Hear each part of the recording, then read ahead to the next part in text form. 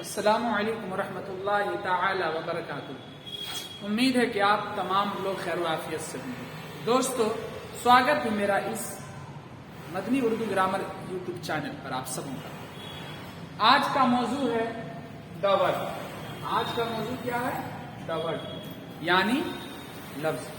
کل ہم نے آپ کو الفابیٹ کے بارے میں بتایا تھا، حرف کے بارے میں بتایا تھا، لیکن آج ہم آپ کو بتائیں گے ورڈ کے بارے میں، لفظ کے بارے میں، کہ لفظ کس کو کہتے ہیں، ورڈ کس کو کہتے ہیں، اور اسی کے انترگت ہم آپ کو حرف کے بارے میں بھی کچھ باتیں بتائیں گے۔ تو آئیے شروع کرتے ہیں۔ سب سے پہلے دا ورڈ یعنی لفظ، یعنی شبد۔ سوال یہ پیدا ہوتا ہے کہ اردو میں شبد کہتے کس کو ہیں؟ اردو میں لفظ کہتے کس کو ہیں؟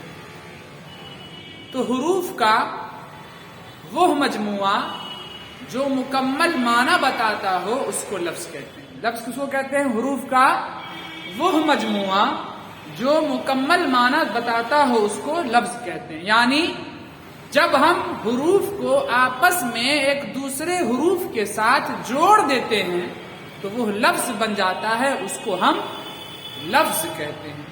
یہ ہوئی اردو گرامر کے مطابق حرف کی تعریف، حروف کی تعریف کہ حروف کہتے کس کو ہیں۔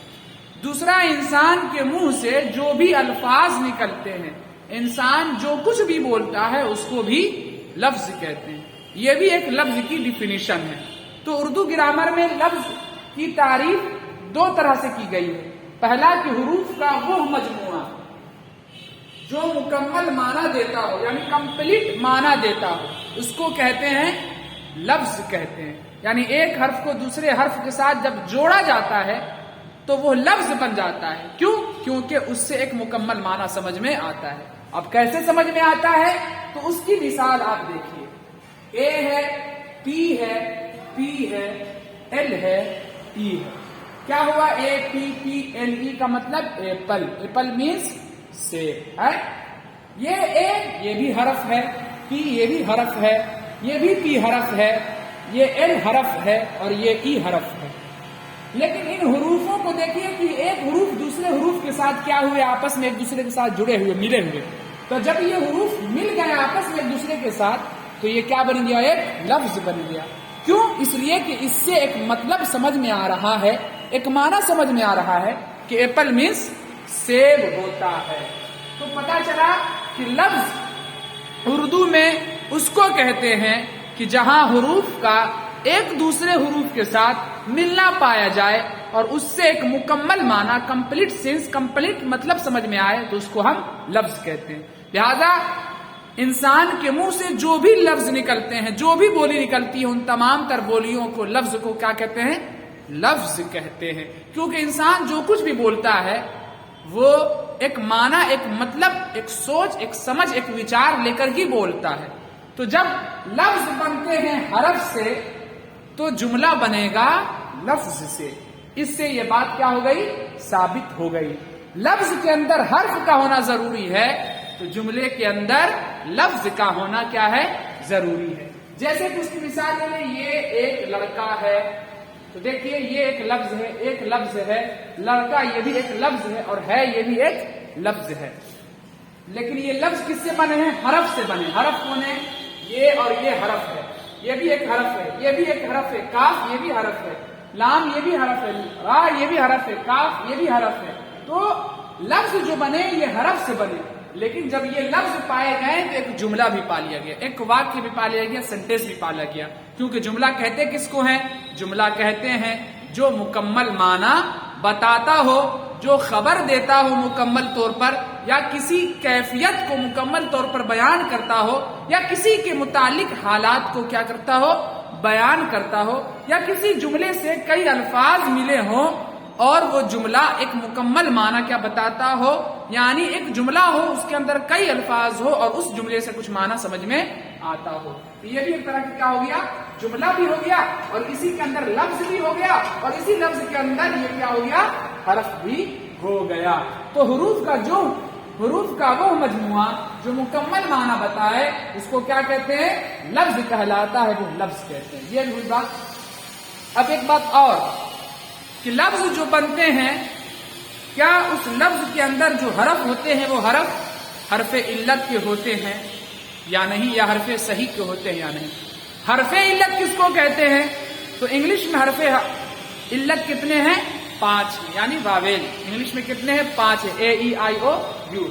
لیکن جب ہم اردو میں واویل کھوجتے ہیں، حرف علت کھوجتے ہیں تو 3 آتے ہیں، 5 نہیں آتے۔ کون؟ الف ہے اور واو ہے اور یا ہے، یعنی الف، واو اور یا یہ کیا ہے؟ حرف علت یعنی واویل اردو میں کہلاتے ہیں۔ ان کا کام کیا ہے؟ حرف علت یعنی الف، واو اور یا کا کام کیا ہے اردو زبان میں؟ ان کا کام یہ ہے کہ جب ہم حرف علت کو یعنی الف، واو اور یا کو جب ہم ملاتے ہیں لفظ میں، تو جب ہم اس لفظ کو ادا کرتے ہیں تو اس کے اندر لفظ حرکت پیدا کر دیتا ہے، یعنی لفظ کے اندر ایکٹیویٹی آ جاتی ہے۔ لفظ کے اندر کیا ہو جاتا ہے؟ ادا کرتے وقت حرکت پیدا ہو جاتی ہے، یعنی حرف علت، واویل، الف اور واو اور یا ان کو ملانے سے، یعنی ان حروف علت کو ملانے سے لفظ کے اندر جب ہم لفظ ادا کرتے ہیں تو حرکت پیدا ہو جاتی ہے۔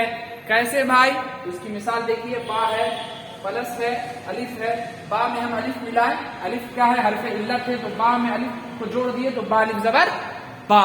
تو یہاں پر دیکھیے یہ با لفظ ہے نا، اس لفظ کے اندر جو ہے حرف علت الف ہے نا، با الف زبر با میں، اب ہم جب بول رہے ہیں با تو یہ با جو بول اس کے اندر حرکت پیدا ہو رہی ہے، ایکٹیو ہو اس کے اندر پایا جا رہا ہے، ایکٹیو کی صورت اس لفظ کے اندر کیا پایا جا رہا ہے؟ پایا جا رہا ہے۔ اسی طرح تا میں الف کو جوڑ دیے، جب تا کو ہم الف کے ساتھ جوڑ دیے تو تا الف زبر کیا ہو گیا؟ تا ہو گیا۔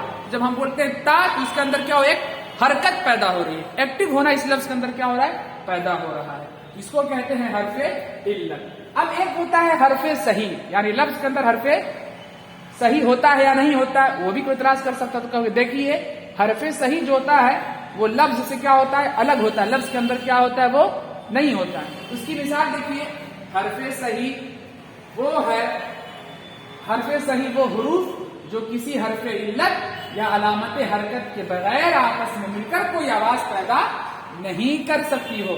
حرف علت میں کیا ہوتا ہے کہ آواز پیدا کرتا ہے، حرف علت جب کسی لفظ کے اندر ہوتا ہے، لیکن حرف صحیح کیا کرتا ہے؟ آواز پیدا نہیں کرتا، کیونکہ یہ لفظ کے اندر کیا ہوتا ہے؟ وہ نہیں ہوتا، لفظ سے باہر ہوتا، اور جب لفظ سے باہر ہو تو حرف صحیح آواز پیدا نہیں کر سکتا۔ اور یہ بھی بتایا گیا کہ جب حرف صحیح لفظ کے باہر ہو تو وہ آواز پیدا نہیں کرتا۔ کیوں نہیں پیدا کرتا؟ اس کی وجہ یہ ہے کہ اس کے وہ حرف علت، حرف صحیح نہیں ہوتا، اس کے بعد اس پر علامت حرکت نہیں ہوتی، یعنی زبر زیر پیش کیا ہوتی ہے؟ حرف صحیح پر کیا ہوتی ہے؟ وہ نہیں ہوتی ہے۔ جیسے کہ با، با دیکھیے با کیا ہے؟ حرف صحیح ہے، یہ اس کے ساتھ الف نہیں جڑا ہوا ہے کہ حرکت پیدا کرے گا، با الف زبر با، تو اس کو کیا کہیں گے؟ با کو حرف صحیح کہیں گے۔ انگلش میں ہم اس کو کانسوننٹس کہتے ہیں، حرف صحیح کو کانسوننٹس کہتے ہیں انگلش میں۔